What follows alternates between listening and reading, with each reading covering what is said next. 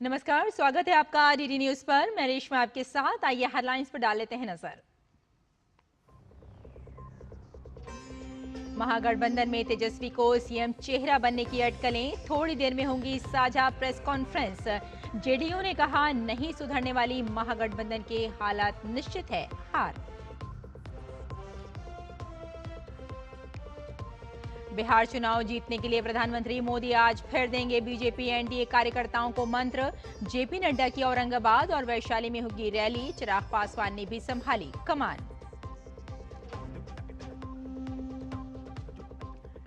बिहार चुनाव से पहले बड़ी साजिश नाकाम। दिल्ली के रोहिणी इलाके में मारे गए बिहार के 4 मोस्ट वांटेड गैंगस्टर।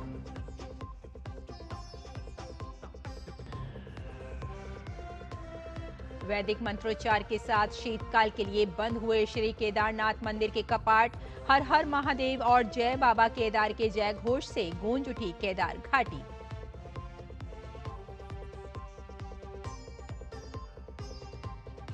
और एडिलेड में वनडे सीरीज के दूसरे मैच में ऑस्ट्रेलिया के खिलाफ भारत को शुरुआती झटके। गिल और कोहली सस्ते में आउट।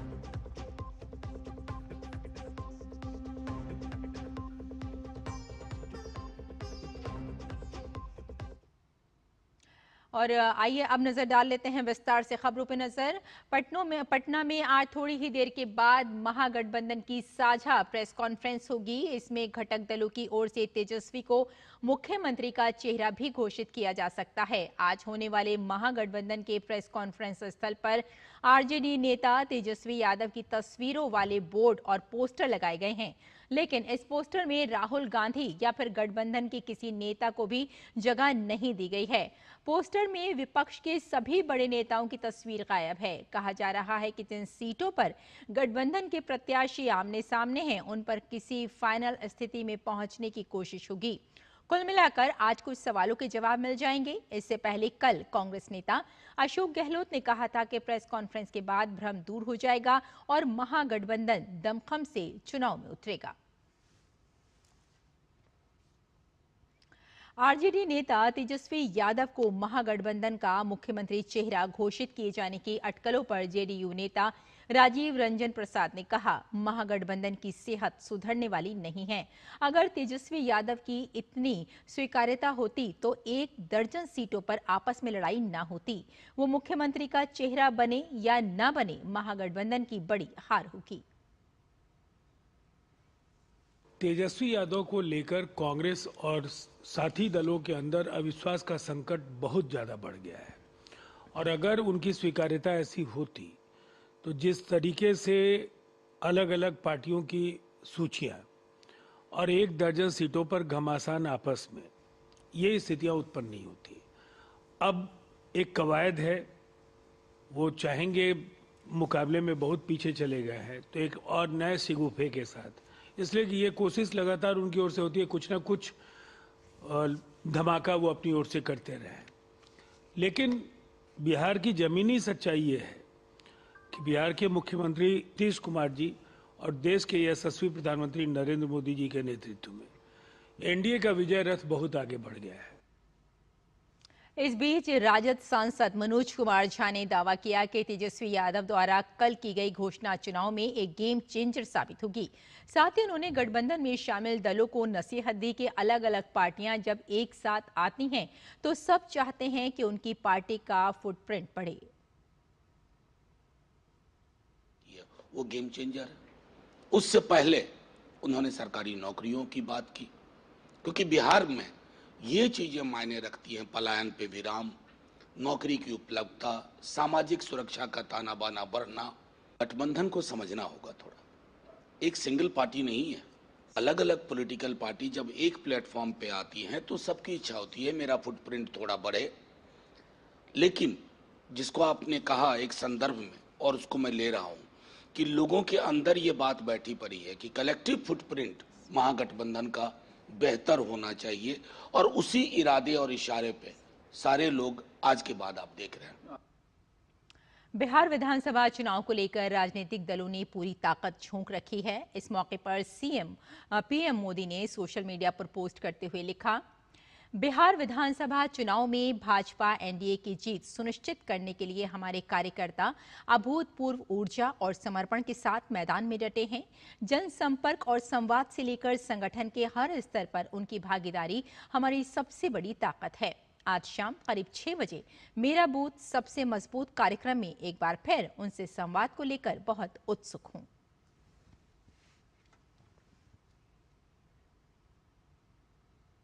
बीजेपी अध्यक्ष भी आज बिहार में चुनावी हुंकार भरेंगे। अपनी पार्टी के प्रत्याशियों के लिए जनसभा को संबोधित करेंगे। जेपी नड्डा की आज वैशाली और औरंगाबाद में 2 चुनावी रैलियां हैं। औरंगाबाद के गोह विधानसभा क्षेत्र से बीजेपी प्रत्याशी रणविजय सिंह के समर्थन में रैली को संबोधित करेंगे। इसके बाद वैशाली के पातेपुर विधानसभा में लखेंद्र कुमार रोशन के समर्थन में चुनावी हुंकार भरेंगे। बिहार में बीजेपी 101 सीट पर चुनाव लड़ रही है। वहीं लोजपा रामविलास के अध्यक्ष चिराग पासवान आज कई बड़ी जनसभा करने जा रहे हैं। वो एक ही दिन में 4 जनसभाओं को संबोधित करने जा रहे हैं। चिराग पासवान सहरसा, मुजफ्फरपुर, सिवान और गोपालगंज में रैली करने जा रहे हैं। इससे पहले की सभाओं में पासवान ने माई समीकरण के बारे में बात की थी। चिराग के अनुसार एम का मतलब है महिला शक्ति, यानी वे महिलाएं जो भारत ही नहीं पूरी दुनिया में अपनी ताकत और पहचान बना रही हैं। वाई का मतलब है युवा जो देश का भविष्य हैं और अपनी मेहनत से भारत को आगे ले जा रहे हैं।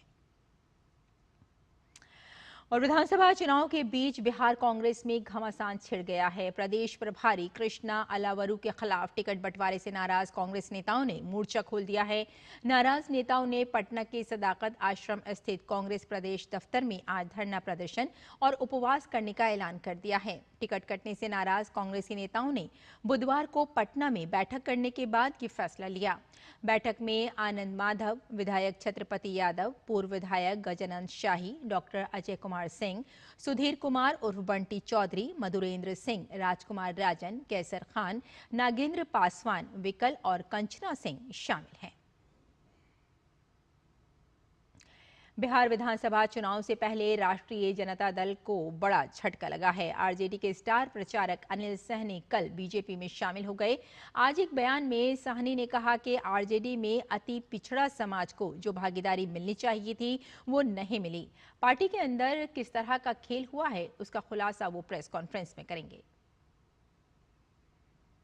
अगर किसी का समझ साथ रहना है तो खुल्लम खुल्ला, किसी का विरोध करना है तो खुल्लम खुल्ला, किसी को भीतरघात करने का हम काम आज तक नहीं किए। यही कारण है कि हमने पार्टी के सभी पदों से इस्तीफा दे दिया। विरोध है कि अति पिछड़ा समाज के जो है उसका भागीदारी जो मिलना चाहिए था वो भागीदारी नहीं मिला। हमारे जैसे को पूछा नहीं गया। हम तो खुद टिकट लेने के फेर में नहीं थे, मगर हमारे लोग जो टिकट के लिए अप्लाई किए थे उसे टिकट नहीं मिला।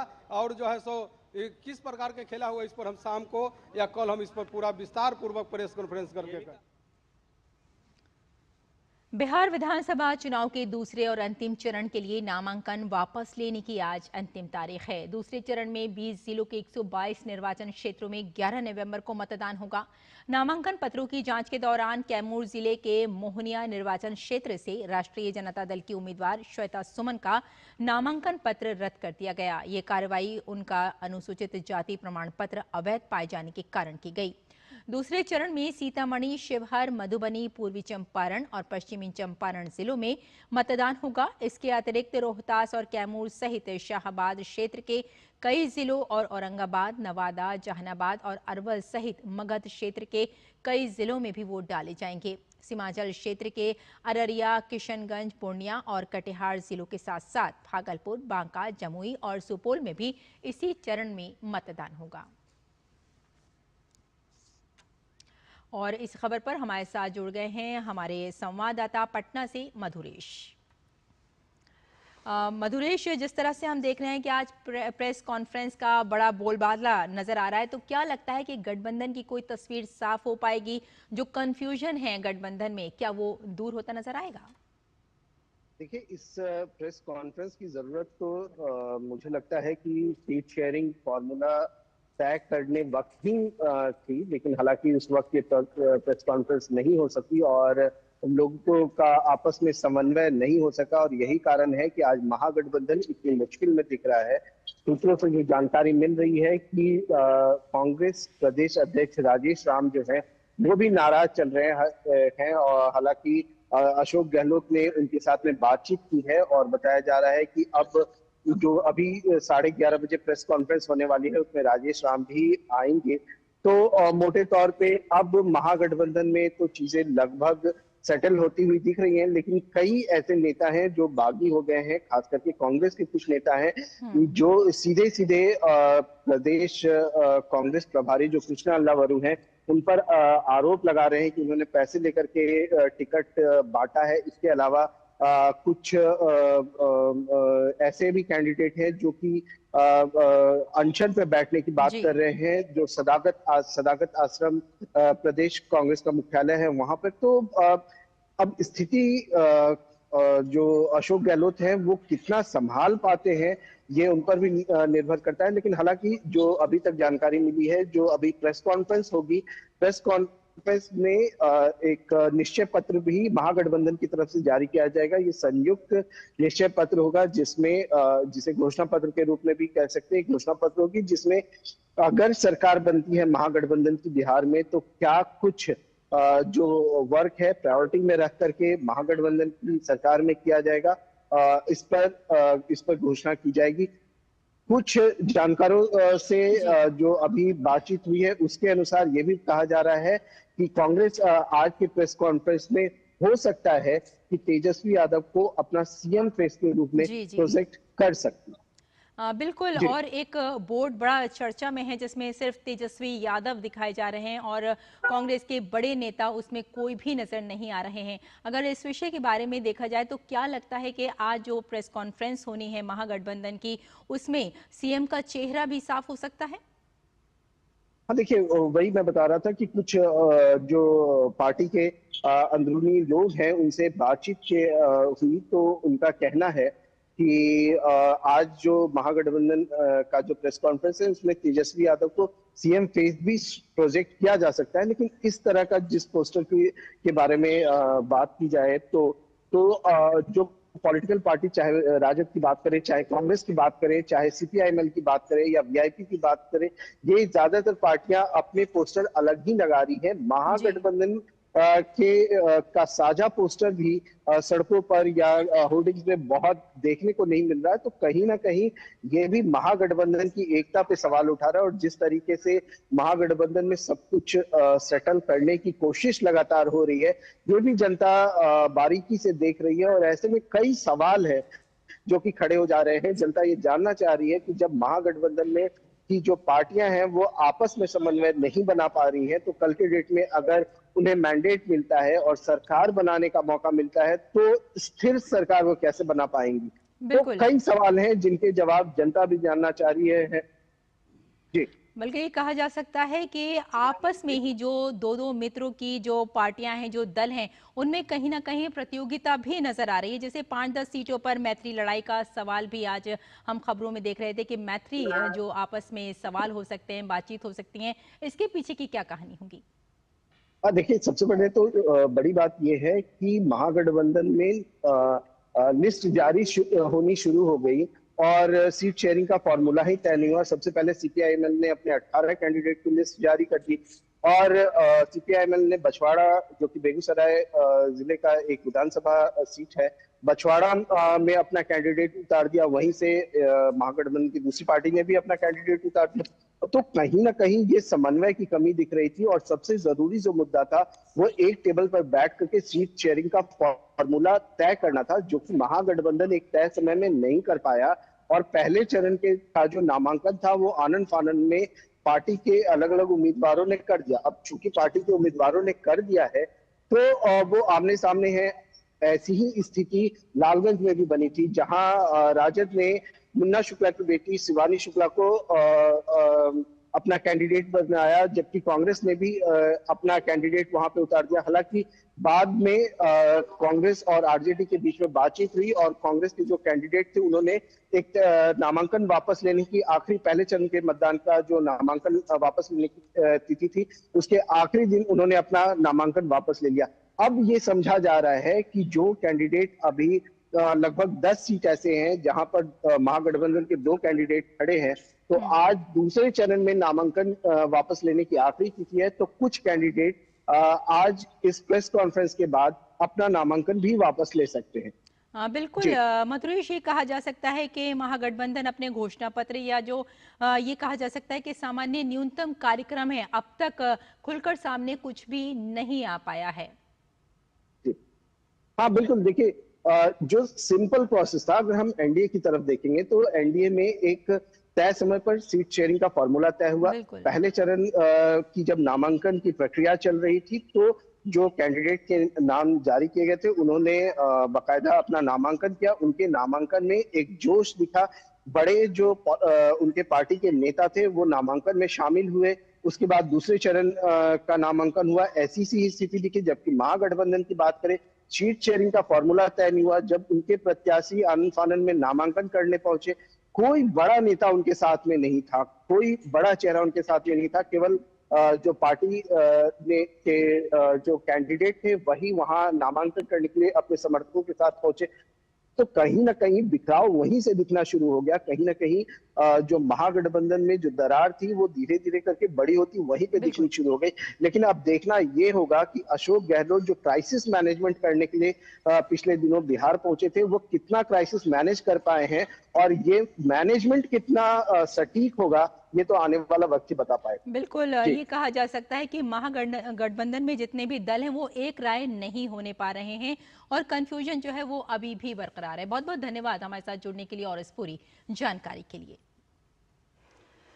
और बिहार विधानसभा चुनाव में इस बार कई नए चेहरे भी लाइमलाइट में हैं। इन्हीं में से एक है प्रशांत किशोर, जिनकी नई नवेली पार्टी जनसुराज इस बार चुनावी मैदान में है। जोर शोर से राजनीति बदलने का दावा करते हुए मीडिया की सुर्खियां भी बने, लेकिन चुनावी बिसात सजते ही, चुनावी रणभेरियों के बजते ही कई मोर्चों पर प्रशांत किशोर की जनसुराज बेदम नजर आने लगी है। जनसुराज संस्थापक प्रशांत किशोर ने बिहार विधानसभा चुनाव से पहले अपनी लंबी यात्रा के बाद नई पार्टी बनाई, जिसके लिए सोशल मीडिया पर लोगों के बीच जबरदस्त प्रचार भी किया। पार्टी ने 243 सीटों पर अपने उम्मीदवार उतारे। प्रशांत किशोर अब तक तो लंबे चौड़े दावे करते रहे। चर्चा ये भी रही कि 2-2 सीटों से ताल ठोकेंगे प्रशांत किशोर। राघवपुर से तेजस्वी यादव के खिलाफ ताल ठोकने का माहौल भी बनाया गया। राघवपुर पहुंचे भी, लेकिन चुनावी दंगल में उतरने की बजाय राघवपुर तो छोड़िए, किसी भी सीट से चुनाव नहीं लड़ने का फैसला ले लिया। फैसले के पीछे रणनीति चाहे जो भी रही हो, दावे जो भी किए जाएं, लोगों की तो छोड़िए, खुद पार्टी के अंदर भी मैसेज ठीक नहीं गया। लिहाजा प्रशांत किशोर के चुनाव नहीं लड़ने के फैसले से नाराज पार्टी के कई प्रत्याशियों ने अपना नामांकन भी वापस ले लिया है। कई तो भाजपा में शामिल होने की तैयारी कर रहे हैं। मुलम्मा उतरता देख प्रशांत किशोर इसे भी एनडीए की ही साजिश करार दे रहे हैं। बिहार के सुधार के लिए, बिहार की समृद्धि के लिए आज चुनाव प्रचार का अंतिम दौर शुरू हो रहा है। अब हम लोग निकले हैं और अभी से लेकर वोट तक 11 तारीख तक बिहार के अलग अलग जगहों पर जाकर जो पिछले 3 साल में बात बताई है उसको फिर से लोगों को याद दिलाएंगे कि उसके हिसाब से वोट दीजिए। एक नहीं, जनसुराज के कई प्रत्याशी नामांकन दाखिल करने से चूके या नामांकन वापस ले लिया। दानापुर सीट से जनसुराज के उम्मीदवार अखिलेश कुमार उर्फ मुतूर शाह नामांकन ही दाखिल नहीं कर सके। गोपालगंज में डॉक्टर शशि शेखर सिन्हा ने नामांकन दाखिल करने के बाद अपना नाम वापस ले लिया। ऐसे ही ब्रह्मपुर सीट से उम्मीदवार डॉक्टर सत्यप्रकाश तिवारी ने 3 दिन तक प्रचार करने के बाद अपना नामांकन वापस ले लिया। हालांकि प्रशांत किशोर इसे बीजेपी की साजिश करार देते हैं और सबूत के तौर पर मुतूर शाह की अमित शाह के साथ का एक फोटो भी जारी करते हैं। बड़े बड़े लोग जो दावे करते थे वो मैदान छोड़ के भाग गए। वो पीके जी को देख ही नहीं पा रहा है आदमी। तो इस बिहार का जो भाव है वो एनडीए के साथ। इस समय तो देखो एनडीए की लहर है, तो इस समय दूसरों को सफलता मिलेगी या नहीं मिलेगी, मुझे तो डाउट है। राघवपुर में कांटे की टक्कर में उतरने का दावा और अब पीठ दिखाने का आरोप। तर्क ये कि जमीनी स्तर पर दूसरे प्रत्याशियों को मजबूत करना है। पार्टी कार्यकर्ताओं और समर्थकों के लिए तो ये झटके सरीखा था, लेकिन एनडीए के लिए प्रशांत किशोर पर तीखा हमले करने का एक बेहतरीन मौका। प्रशांत किशोर का बुलबुला चुनाव से पहले ही निकल गया। इनकी सारी हेकरी निकल गई और उन्होंने स्वीकार कर लिया कि चुनाव नहीं लड़ेंगे, इनमें चुनाव लड़ने का दम नहीं है। ये सिर्फ बिहार में लोगों को भटकाने, अफवाह फैलाने, भ्रम फैलाने और लोगों को ब्लैकमेल करने के लिए आए थे। अब असफल होते देख अब ये बिहार से बड़ी बोड़िया बिस्तर बांधने की तैयारी में है। चुनाव शुरू होने से पहले ही, चुनाव का माहौल चढ़ने से पहले ही प्रशांत किशोर का माहौल बिहार में समाप्त हो गया। इस बात को भली भांति वो जान रहे हैं, समझ रहे हैं। अब प्रशांत किशोर के पास फिलहाल तो अपने हर नुकसान के लिए एनडीए और महागठबंधन को जिम्मेदार ठहराने के अलावा शायद ही कोई तर्क बचा है। जानकारों की माने तो उम्मीदवारों के चयन ने भी पार्टी की डायनेमिक्स को जबरदस्त नुकसान पहुंचाया है। अंदर खाने जनसुराज पर टिकट बिक्री का आरोप भी उनके साफ सुथरे राजनीतिक मॉडल देने के दावे की पोल खोलता नजर आ रहा है। जाहिर है कि जब तक प्रशांत किशोर इन आशंकाओं को खारिज करने के लिए कोई ठोस तर्क तथ्यों के साथ लेकर नहीं आते, तब तक तो उनके जनसुराज के इस मॉडल को शायद बिहार की चुनावी बिसात में बीरबल की खिचड़ी के रूप में ही देखे जाने की आशंका ज्यादा है। पटना से डीडी न्यूज के लिए मधुरेश नारायण की रिपोर्ट। आइए अगली खबर का रुख करते हैं। बिहार चुनाव से पहले एक बड़ी आपराधिक साजिश को दिल्ली पुलिस की क्राइम ब्रांच और बिहार पुलिस ने नाकाम कर दिया है। देर रात दिल्ली के रोहिणी इलाके में देर रात एनकाउंटर में बिहार के 4 मोस्ट वांटेड गैंगस्टर मारे गए, जिसमें गैंग का सरगना रंजन पाठक भी है। पुलिस और बदमाशों के बीच जबरदस्त गोलीबारी हुई, जिसमें चारों बदमाशों को गोलियां लगी। सभी को बाद में इलाज के लिए रोहिणी स्थित डॉक्टर BSA अस्पताल ले जाया गया। यहां डॉक्टरों ने चारों गैंगस्टर्स को मृत घोषित कर दिया। ये चारों आरोपी बिहार में कई संगीन वारदातों में वांटेड थे। ये गैंग सिग्मा एंड कंपनी के नाम से कुख्यात था और इसका सरगना रंजन पाठक था। रंजन पाठक, विमलेश महतो, मनीष पाठक और अमन ठाकुर नाम के बदमाश बिहार में दर्ज कई गंभीर मुकदमों में फरार चल रहे थे। अमन ठाकुर को छोड़कर 3 गैंगस्टर बिहार के सीतामढ़ी के रहने वाले थे, जबकि अमन ठाकुर दिल्ली के करावल नगर का रहने वाला था। बताया जा रहा है कि चारों बिहार में चुनाव से पहले किसी बड़ी साजिश को अंजाम देने वाले थे, लेकिन उससे पहले दिल्ली और बिहार पुलिस की टीम ने इनका एनकाउंटर कर दिया। और बुलेटिन में यहाँ एक छोटा सा ब्रेक लेते हैं, जल्द हाजिर होते हैं। आप देखते रहिए डीडी न्यूज।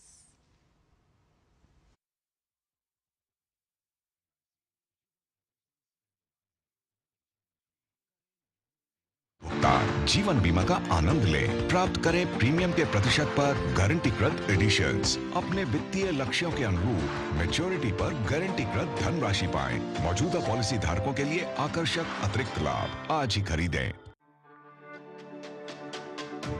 मेरी पसंद, मेरी पसंद, मेरी पसंद, मेरी पसंद,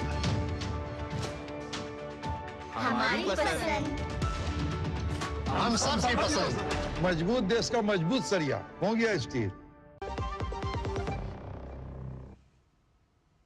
ब्रेक के बाद एक बार फिर आपका स्वागत है। आइए बुलेटिन में आगे बढ़ते हैं, कुछ और खबरें देख लेते हैं। श्री केदारनाथ मंदिर के कपाट आज सुबह 8:30 पर पूरे विधि विधान, वैदिक मंत्रोच्चार, पूजा अर्चना एवं धार्मिक परंपराओं के अनुसार शीतकाल के लिए विधिवत बंद कर दिया गया।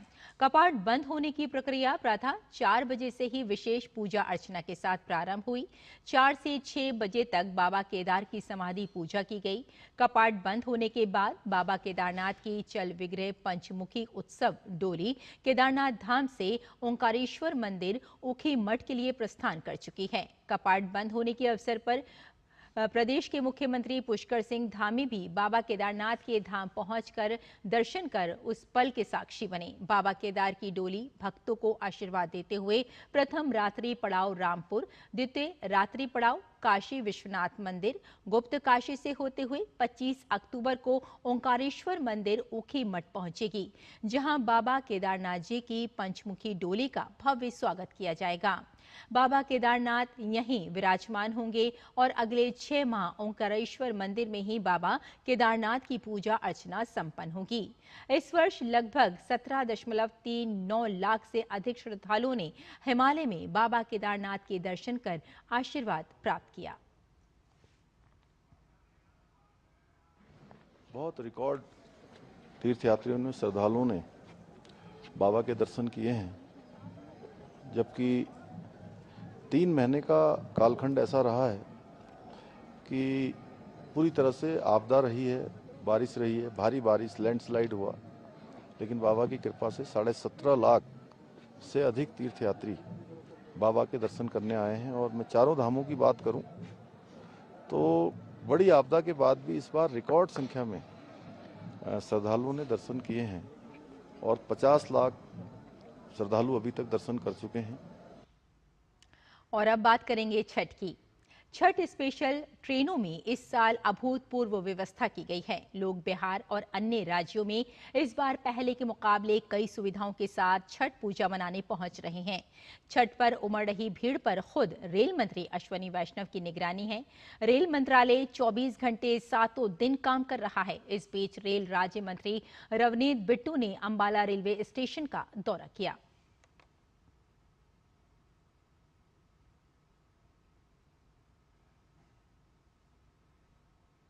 बड़ा त्योहार होता है तो उससे होता है, सब चीजें उसे देखना पड़ता है। पर मेरी तरफ से और डीआरएम साहब और रेलवे के सारे परिवार की तरफ से सबसे पहले यही प्रार्थना है, हाथ जोड़ के, कोई भी कमी नहीं है, कोई ट्रेन की कमी नहीं है, कोई भी बेफिक्र होके आप रहें, बैठने के लिए कोई कमी नहीं है, आपको ये चिंता ही नहीं करनी, ट्रेन और आ जाएगी। तो छठ स्पेशल, इसके लिए कई ट्रेनें चलाई जा रही हैं ताकि जो लोग छठ पूजा के लिए आना जाना करना चाहते हैं, अपने गंतव्य तक पहुंचना चाहते हैं, उनके लिए ट्रेनों में सुविधाएं दी गई हैं। ये एक बड़ी उपलब्धि मानी जा रही है। और आपको बता दें कि भीड़ पर भी नियंत्रण किया जा रहा है। 24 घंटे 7 दिन रेल मंत्री खुद इस पर नजर रख रहे हैं। रेल राज्य मंत्री ने अंबाला का दौरा किया, अंबाला रेलवे स्टेशन का, वहां पर जितनी भी सुविधाएं दी गई थी उनके बारे में जाना और नियमों का पालन करने की भी उन्होंने अपील की है। जो लोग आना जाना करना चाहते हैं, जो यात्री हैं, उनसे अपील की है। और एक ट्रेन छूट जाए तो चिंता ना करें, ऐसी अपील की गई है। टॉयलेट में बैठकर सफ़र बिल्कुल ना करें। छठ स्पेशल के लिए ये कहा गया है। रेल मंत्री की पूरी नज़र है इस पर। और रेलवे स्टेशनों पर मेडिकल बूथ बनाए गए हैं ताकि किसी भी तरह की कोई दिक्कत ना आए। और इसके अलावा पिछले कुछ दिनों में 4211 विशेष ट्रेनों का संचालन किया गया है यात्रियों की सुविधा के लिए। पिछले कई दिनों में 1 करोड़ से ज़्यादा लोगों ने यात्रा की है। ये भी एक बड़ी उपलब्धि है छठ के लिए। छठ स्पेशल ये ट्रेनें हैं। 7800 अतिरिक्त ट्रेनों का परिचालन भी किया जा चुका है। छठ स्पेशल की ये ट्रेनें हम आपको बता रहे हैं और प्रतिदिन लगभग 4.25 लाख लोग इसमें सफ़र भी कर रहे हैं। तो ये एक बड़ी उपलब्धि है। रेल मंत्रालय की ओर से रेल भवन, जोन और डिवीजनों में वॉर रूम से पूरी तरह से निगरानी की जाएगी। और आइए आपको ये भी बता दें कि त्योहारों के मौके पर भारतीय रेलवे ने यात्रियों की सुविधा का ध्यान में रखते हुए 12,000 से ज़्यादा स्पेशल ट्रेनें चलाई हैं। छठ पूजा के दौरान घर जाने वाले प्रवासी लोगों को इससे खासी राहत मिलती दिख रही है। रेलवे की इस पहल को यात्री बेहद खुश नजर आ रहे हैं। रेलवे को धन्यवाद देना चाहूँगा कि रेलवे जो सुविधा छठ पूजा स्पेशल, दीपावली स्पेशल के प्रति जो इन्होंने हज़ारों ट्रेन चलाई, उसमें पब्लिक को बहुत सारा लाभ मिला। पब्लिक अच्छे से जा रही है, कोई दिक्कत नहीं है। इसलिए मैं रेलवे को बहुत बहुत धन्यवाद देना चाहता हूँ। बहुत बहुत धन्यवाद देती हूँ कि उन्होंने रेलवे में इतनी अच्छी अच्छी सुविधाएं दे रखी है, खासकर लेडीज़ों के लिए कि अगर आपको कोई दिक्कत हो तो आप तुरंत हेल्पलाइन पे भी कॉल करो, चाहे कुछ भी। सिर्फ आरपीएफ जो हमारी है हेल्थ के लिए है, तो गवर्नमेंट को थैंक यू कहना चाहती हूँ इसके लिए। इससे बहुत ज़्यादा सुविधा हुई है। पहले तो पब्लिक को आने जाने में बहुत परेशानी होती थी, अब तो लोगों को कम से कम सीट मिल रही है, रिजर्वेशन मिल रहे हैं, तो इससे तो बहुत ज़्यादा फायदा है। एसी में ही ट्रैवल किए हैं, अब स्लीपर्स के बारे में, लेकिन हमने जिसमें भी ट्रैवल किया है उसकी मतलब ये जो परफॉर्मेंस है वो बहुत अच्छी है। सफाई हो चाहे वो हमारे साथ कोऑर्डिनेट जो स्टाफ है वो कोऑर्डिनेट बहुत अच्छे से करते हैं। हर एक बार तो जाता था तो ट्रेन में धक्के खाते जा रहा हूँ, अभी तो बिल्कुल सो के जा रहा हूँ सर। इसलिए मैं सरकार को धन्यवाद बोलना चाहूँगा, क्योंकि सर इतना अभी जितना मैं हर एक बार गया हूँ बिल्कुल धक्का खा के गया हूँ, लेकिन बट अभी इस साल जो जा रहा हूँ बिल्कुल सो के जा रहा हूँ। सरकार को मैं धन्यवाद देना चाहता हूँ। इस बार सर 12,000 ट्रेन स्पेशल जो चलाई है, इसके लिए मैं बिहार सरकार और जितना भी सरकार है सबको मैं धन्यवाद का पार देना चाहता हूँ। हर साल से इस बार अच्छा है, गवर्नमेंट इस बार अच्छा ध्यान दिया है, सर सफाई भी ट्रेन का है और पब्लिक भी उतना नहीं है। स्पेशल ट्रेन चलाने से बहुत फायदा है। इससे अच्छा सरकार क्या हो सकता है, जो इतना सुविधा हम लोग को मिल रहा है, बहुत अच्छा है। मैं बहुत खुश हूँ, मैं बहुत खुश हूँ। इतना अच्छा सरकार अपना मतलब है ना, जिसको पैसा बजट बनता है वो भी ज़्यादा नहीं बनता, वो भी जाता है, बट बहुत अच्छा है जो हर गरीब अपना छठ पूजा एंजॉय करता है। ये बहुत अच्छा उपहार है कि हाँ आराम से बैठ के जाओ, आराम से, कोई टेंशन नहीं है, कोई लाइन नहीं है, कोई गर्दी नहीं है। थोड़ी सी टेंशन थी टिकट के बारे में, मगर फिर भी थोड़ा वो चलता है, उतना तो चलेगा थोड़ा सा भी टिकट के बारे में। बहुत बेटर। हमारे संवाददाता उर्मिलेश भट्ट ने आज आनंद विहार रेलवे स्टेशन से तमाम व्यवस्थाओं का जायजा लिया।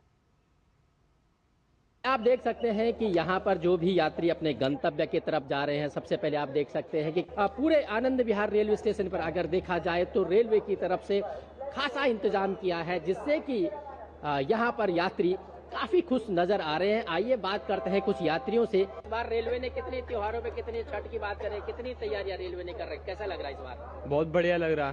क्या क्या सब में चेंजिंग कर दी, पूरा चेंज कर दिया। पहले चार्जिंग की सुविधा नहीं थी कुछ भी, अब सब कुछ अच्छा कर दिया।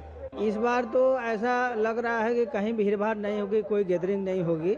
बहुत अच्छी व्यवस्था है सरकार की और किसी को कोई परेशानी हमें देखने में नहीं लग रहा है। हम लोग तो सोचे कि स्टेशन पे काफ़ी लंबी लाइन होगी, इसलिए हम लोग 2 घंटा पहले आ गए, बट यहाँ आने के बाद ऐसा लग रहा है कि आम दिन के वजह से आज भी एकदम खुला है, किसी तरह की कोई परेशानी नहीं है। हर तरह की सुविधा है, पानी का, पीने का, बैठने का, चार्जिंग का, वाईफाई का, हर तरह की सरकार ने सुविधा दी हुई है। पहले के हिसाब से कुछ चेंज लग रहा है आपको? बहुत चेंज लग रहा है। अब इतना बढ़िया व्यवस्था कर दिया, बैठने उठने के लिए अगर ट्रेन लेट हो गया या जल्दी आ गए, पीने का पानी है, चार्जिंग लगा दिया, वाईफाई फ्री कर रखा है, सुविधा तो है ही। भीड़ भाड़ भी ज़्यादा स्टेशन पे नहीं है, आदमी आराम से आ रहा है, जा रहा है। बहुत है, पुलिस बहुत लगी हुई है, बहुत सिक्योरिटी है।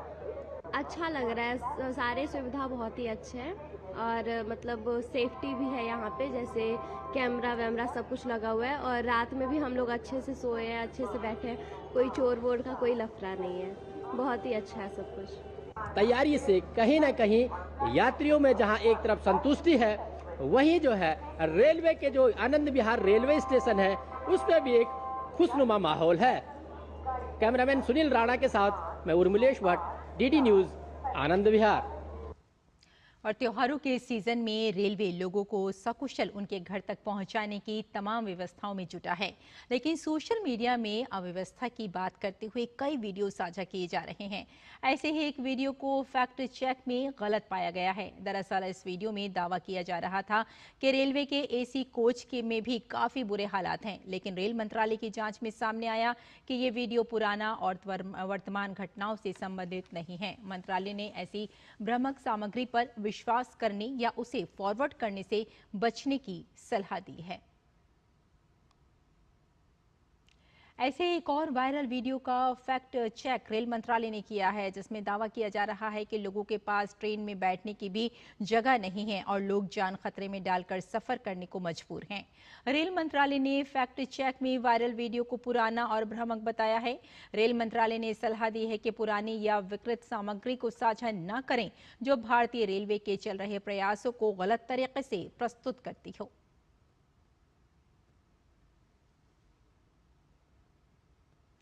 दिल्ली में इस बार छठ की भव्य छटा दिखेगी। मुख्यमंत्री रेखा गुप्ता ने छठ की तैयारियों को लेकर बड़ी घोषणाएं की हैं। उन्होंने यमुना नदी पर छठ पूजा के आयोजन से जुड़ा प्रतिबंध हटा लिया है। यमुना नदी के किनारे 17 मॉडल छठ घाट बनाए जा रहे हैं। सभी जिलों और उप जिलों में कम से कम 1 मॉडल छठ घाट तैयार किए जा रहे हैं। घाटों पर छठ व्रतियों के लिए हर सुविधा उपलब्ध होगी। टेंट, बिजली, शौचालय, पेयजल, सफाई की पूरी व्यवस्था होगी। 200 से अधिक सांस्कृतिक कार्यक्रम का आयोजन भी होगा। इन कार्यक्रमों में भोजपुरी और मैथिली भाषाओं में सांस्कृतिक प्रस्तुतियां दी जाएंगी। तो छठ की जो छटा है वो अब दिल्ली में भी नजर आएगी। दिल्ली सरकार का एक बड़ा फैसला है और हम आपको बता दें कि इस वक्त 200 से ज़्यादा सांस्कृतिक कार्यक्रम भी इस में शामिल हैं और जो घाट हैं उनकी भी निगरानी की जा रही है और जो व्रती हैं उनके लिए सारी सुविधाएं भी होंगी। भोजपुरी और मैथिली भाषा में कार्यक्रम होंगे। जो श्रद्धालु हैं उन पर दर्ज सभी पुराने केस भी वापस ले लिए जाएंगे। ये भी एक बड़ी घोषणा है। साफ पानी में खड़े होकर सूर्य को अर्घ्य देने की जो व्यवस्था है वो कर दी जाएगी और इससे व्रतियों को काफ़ी सुविधा मिलेगी। तो घाटों की सफाई भी इसमें शामिल है। और आपको बता दें कि देश भर में आज भैया दूज का पर्व हर्षोल्लास के साथ मनाया जा रहा है। ये पर्व भाई बहन के अटूट स्नेह और विश्वास का प्रतीक माना जाता है। इस दिन बहनें अपने भाइयों के माथे पर तिलक लगाकर उन्हें मिठाई खिलाती हैं और उनके दीर्घायु और सुख समृद्धि की कामना करती हैं। पौराणिक मान्यता के अनुसार इस दिन यमराज अपनी बहन यमुना के घर गए थे, जहां यमुना जी ने उनका तिलक कर आदर सत्कार किया था। तभी से ये परंपरा चली आ रही है। दीपावली के बाद मनाया जाने वाला ये त्योहार रिश्तों की मिठास बढ़ाने का अवसर देता है। और भाई दूज का त्योहार खास तौर पर बहन और भाई के अटूट रिश्ते को दर्शाता है। इसी को लेकर डीडी न्यूज संवाददाता अंकित मिश्रा ने दिल्ली में मिठाई की दुकानों पर लोगों से बातचीत की।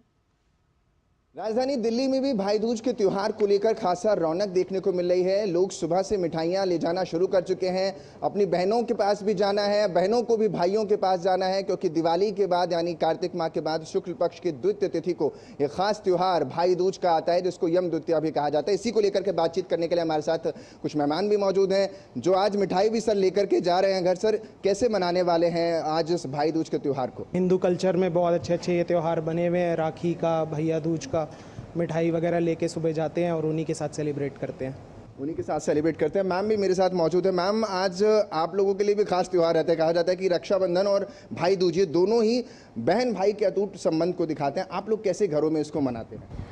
भैया के पास हम जाते हैं, अगर भैया दूर है तो उनके पास जाते हैं, नहीं तो भैया भी हमारे पास आते हैं। तो बस मिल के प्यार से वो कुछ हमें गिफ्ट देते हैं, हम कुछ देते हैं, मिल के बस खुशी से ये त्यौहार मनाते हैं। बच्चों के लिए भी खास तौर पर ये बड़ा उत्साह का रहता है, क्योंकि हर एक तरीके से बच्चे जो हैं वो खास इस पर फोकस्ड होते हैं कि उनको क्या उपहार मिलने वाला है। हाँ, ये उनको कुछ ना कुछ तो गिफ्ट मिल ही जाता है। और ख़ास में जो बहुत सारी मिठाइयाँ, बहुत सारे जो मेहमान आते हैं एक दूसरे के साथ मिलते हैं, तो उनको खुशी होती है। घर में कुछ ना कुछ मिलता ही रहता है उनको, उनके तो बहुत अच्छी बात होती है। देखिए, साफ तौर पर यही वजह है कि भाई दूज के त्यौहार को लेकर के हर हिस्से में आपको कुछ इसी तरीके से तस्वीरें नज़र आती हैं। और ख़ास तौर पर राजधानी दिल्ली में भी सुबह से ही इसको लेकर शुरुआत हो गई है। जो मुहूर्त है वो तकरीबन 1:28 से शुरू होता है और 3:28 यानी 2 घंटे 15 मिनट के आसपास का ब्रह्म मुहूर्त है, जिसमें आज ये तिलक लगा करके अब भाइयों की लंबी उम्र की कामना बहनें करती नजर आएगी। कैमरामैन बलजीत के साथ अंकित मिश्रा, दिल्ली, डीडी न्यूज़। और आज से आध्यात्मिक गुरुचरण यात्रा की शुरुआत होगी। ये यात्रा दिल्ली के गुरुद्वारा मोती बाग साहिब से शुरू होकर श्री हरमंदिर जी पटना साहिब तक जाएगी। इस यात्रा के अंतर्गत 10वें गुरु श्री गुरु गोबिंद सिंह जी महाराज और खालसा की माता साहिब कौर जी के पवित्र जोड़ी साहिब यानी कि श्री गुरु गोबिंद सिंह जी और माता साहिब कौर जी के पवित्र जूतों को लेकर जाया जाएगा। यात्रा फरीदाबाद, आगरा, बरेली, महगापुर, लखनऊ, कानपुर, प्रयागराज, सासाराम और पटना में रात्रि विश्राम करेगी और 1 नवंबर को तख्त श्री पटना साहिब में संपन्न होगी। प्रधानमंत्री नरेंद्र मोदी ने लोगों से गुरुचरण यात्रा से जुड़कर आशीर्वाद लेने का आह्वान किया है। इससे पहले केंद्रीय मंत्री हरदीप पुरी का परिवार दिल्ली सिख गुरुद्वारा प्रबंध कमेटी को इन स्मृति चिन्हों को सौंप देगा और यात्रा के बाद इन्हें दशम पिता के जन्म स्थान पर अस्थायी रूप से रखा जाएगा।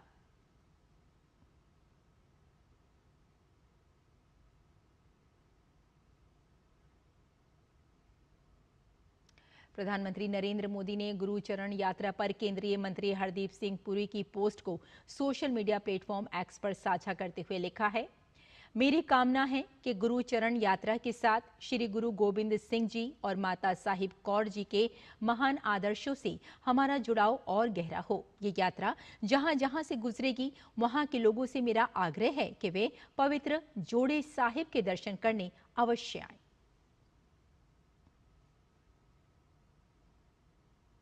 और बुलेटिन में यहाँ रुकते हैं एक और छोटी सी ब्रेक के लिए। जल्द हाजिर होते हैं, आप देखते रहिए DD न्यूज़। LIC युवा प्रोफेशनल्स के लिए लाए हैं नवजीवन श्री। करें नियमित प्रीमियम का भुगतान, जीवन बीमा का आनंद लें। प्राप्त करें प्रीमियम के प्रतिशत पर गारंटीकृत एडिशंस। अपने वित्तीय लक्ष्यों के अनुरूप मैच्योरिटी पर गारंटीकृत धनराशि पाएं। मौजूदा पॉलिसी धारकों के लिए आकर्षक अतिरिक्त लाभ। आज ही खरीदें। जब धरती चीर कर निकलता है लोहे का पत्थर और मिलता है मोंगिया के जोश से, फिर तपता है, पिघलता है और बनता है फौलाद। अब होता है सरिया सारी खूबियों के साथ। मोंगिया स्टील, मजबूत देश का मजबूत सरिया। ब्रेक के बाद एक बार फिर आपका स्वागत है। आइए आगे बढ़ते हैं। राष्ट्रपति द्रौपदी ने आज तिरुवनंतपुरम स्थित राजभवन में भारत के पूर्व राष्ट्रपति KR नारायणन की प्रतिमा का अनावरण किया। इस अवसर पर राष्ट्रपति ने कहा कि KR नारायणन ने निष्पक्षता, ईमानदारी और समावेशिता के सिद्धांतों को जीवन में आत्मसात किया। उन्होंने देश को शांति, न्याय और नैतिक मूल्यों पर आधारित दृष्टि दी। Narayan offered India's values of peace, justice and cooperation with utmost sincerity. He was always steadfast to the principles of fairness and inclusion, but also wisdom and humility of his personality. Narayan was deeply rooted in his connection to Kerala, his home state. KR Narayan has left behind a rich legacy of morality, integrity, compassion and democratic spirit. As we remember him today, let us draw inspiration from his life. और रक्षा मंत्री राजनाथ सिंह नई दिल्ली में भारतीय नौसेना के द्विवार्षिक commander सम्मेलन के दूसरे संस्करण को संबोधित करेंगे। साथ ही व्यापक राष्ट्रीय हितों और विकसित भारत 2047 पर एक दृष्टिकोण प्रस्तुत करेंगे। चीफ ऑफ डिफेंस स्टाफ और वायुसेना प्रमुख भी सम्मेलन को संबोधित करेंगे और नौसेना के वरिष्ठ अधिकारियों के साथ विचार विमर्श करेंगे। ये 3 दिवसीय सम्मेलन ऑपरेशन सिंदूर के बाद नौसेना के अभियानों की तेज गति और युद्ध तैयारियों की पृष्ठभूमि के दृष्टिकोण से बेहद महत्वपूर्ण हैं। सम्मेलन के दौरान भारतीय सेना, भारतीय वायुसेना और भारतीय तटरक्षक बल के साथ युद्ध क्षमताओं और संयुक्त अभियानों को बढ़ाने, उभरते खतरों को रोकने और हिंद महासागर और हिंद प्रशांत क्षेत्र में नौसेना के समुद्री कौशल का भी प्रदर्शन किया जाएगा। इसके अलावा रक्षा मंत्री रक्षा खरीद मैनुअल का शुभारंभ भी करेंगे। रक्षा मंत्री राजनाथ सिंह सैन्य कमांडरों के सम्मेलन में भाग लेने के लिए आज से 3 दिवसीय जैसलमेर दौरे पर रहेंगे। ऑपरेशन सिंदूर के बाद पहली बार ये सम्मेलन जैसलमेर में हो रहा है। बैठक में वरिष्ठ सैन्य कमांडर भविष्य की सुरक्षा चुनौतियों पर विचार विमर्श करेंगे और सेना की तैयारियों की समीक्षा भी करेंगे। सम्मेलन में सेना प्रमुख और वरिष्ठ कमांडर देश की पश्चिमी सीमा पर सुरक्षा व्यवस्था, आधुनिक युद्ध रणनीति और रक्षा प्रचालन में उन्नत प्रौद्योगिकी के इस्तेमाल पर विचार करेंगे। वहीं दौरे के दूसरे दिन रक्षा मंत्री लोंगेवाला सीमा चौकी जाएंगे और 1971 के भारत पाकिस्तान युद्ध के शहीदों को श्रद्धांजलि अर्पित करेंगे। इसके अलावा सेना युद्ध संग्रहालय भी जाएंगे और शौर्य पार्क तथा कैक्टस पार्क का उद्घाटन करेंगे। साथ ही रक्षा मंत्री सेना के साहस और शौर्य के गौरवशाली इतिहास को दर्शाने वाले लाइट एंड साउंड शो का भी उद्घाटन करेंगे। भारतीय नस्लों के श्वानों को अपनाने के प्रधानमंत्री नरेंद्र मोदी के आह्वान से प्रेरणा लेते हुए बीएसएफ ने रामपुर हाउंड और मुधोल हाउंड जैसी 2 प्रमुख भारतीय नस्लों को अपने बल में शामिल करने की एक ऐतिहासिक पहल की। अब ये पहल क्षेत्रीय K9 केंद्रों तक भी फैल चुकी है। वर्तमान में 150 से अधिक भारतीय नस्लों के श्वान देश के विभिन्न सामरिक और संवेदनशील और नक्सल प्रभावित क्षेत्रों में तैनात हैं। वर्ष 2024 में लखनऊ में हुई Akhil Bharatiya police duty meet में बीएसएफ की रिया नामक मुधोल हाउंड ने 116 विदेशी नस्लों को पीछे छोड़ते हुए सर्वश्रेष्ठ ट्रैकर, ट्रेड श्वान और डॉग ऑफ द मीट के खिताब भी अपने नाम किए। इस सफलता की कड़ी को आगे बढ़ाते हुए 31 अक्टूबर को राष्ट्रीय एकता दिवस पर गुजरात के एकता नगर में आयोजित परेड में केवल भारतीय नस्लों के श्वानों की मार्चिंग टुकड़ी बीएसएफ का प्रतिनिधित्व करेगी। इस अवसर पर एक विशेष प्रदर्शन भी प्रस्तुत किया जाएगा, जिसमें ये श्वान अपनी सामरिक कुशलता और परिचालन क्षमताएं दिखाएंगे। बीएसएफ की ये पहल केवल सुरक्षा की दृष्टि से ही नहीं, बल्कि ये एक राष्ट्रीय स्वाभिमान, सांस्कृतिक पुनरुत्थान और आत्मनिर्भरता का भी प्रतीक है। विशाखापट्टनम में 14 और 15 नवंबर को CII पार्टनरशिप समिट आयोजित की जाएगी। इसमें भाग लेने के लिए आंध्र प्रदेश के मुख्यमंत्री N. चंद्रबाबू नायडू ने वैश्विक उद्योग जगत के नेताओं को आमंत्रित किया है। दुबई में आयोजित एक कार्यक्रम में नायडू ने बताया कि आंध्र प्रदेश ने पर्यटन को उद्योग का दर्जा दिया है, जिसके तहत 7 एंकर हब, 25 थीमेटिक सर्किट और 3 राष्ट्रीय उद्यान विकसित किए जा रहे हैं। उन्होंने बताया कि विशाखापट्टनम में गूगल 15 अरब अमेरिकी डॉलर के निवेश से अपना सबसे बड़ा AI डेटा सेंटर स्थापित कर रहा है। आंध्र प्रदेश के सीएम ने भरोसा जताया कि भारत 2047 तक विश्व की अग्रणी अर्थव्यवस्था बनेगा। राज्य की 1053 किलोमीटर लंबी तट रेखा पर हर 50 किलोमीटर पर एक बंदरगाह स्थापित करने की योजना के बारे में जानकारी दी। Recently, Honorable Prime Minister advised me, you create 7-8 country-specific gardens. You bring all species and put it in Amaravati. That will be another attraction. That is what he suggested me. You name anything, best practice all over the world. We are going to execute in Amaravati. I am telling you, I am assuring you, you are having a house here or some other house in India also, but don't miss to have one house in Amaravati. और भारत सरकार ने आम जनता तक आंकड़ों की पहुंच को आसान बनाने के लिए एक नई पहल की है। अब देश के आर्थिक, सामाजिक और जनसंख्यिकी आंकड़े एक क्लिक पर उपलब्ध हैं। GOL-STAT मोबाइल ऐप के जरिए। क्या है इस ऐप की खासियत, जानिए हमारे संवाददाता अजय मिश्र की इस रिपोर्ट से। तेजी से बदलती दुनिया में डेटा यानी आंकड़ों को कहा जाता है कि वो विकास को नई ऊर्जा देने के लिए सबसे महत्वपूर्ण कारक होता है। लेकिन किन डेटा पर विश्वास किया जाए, ये आम आदमी के लिए सबसे महत्वपूर्ण सवाल होता है।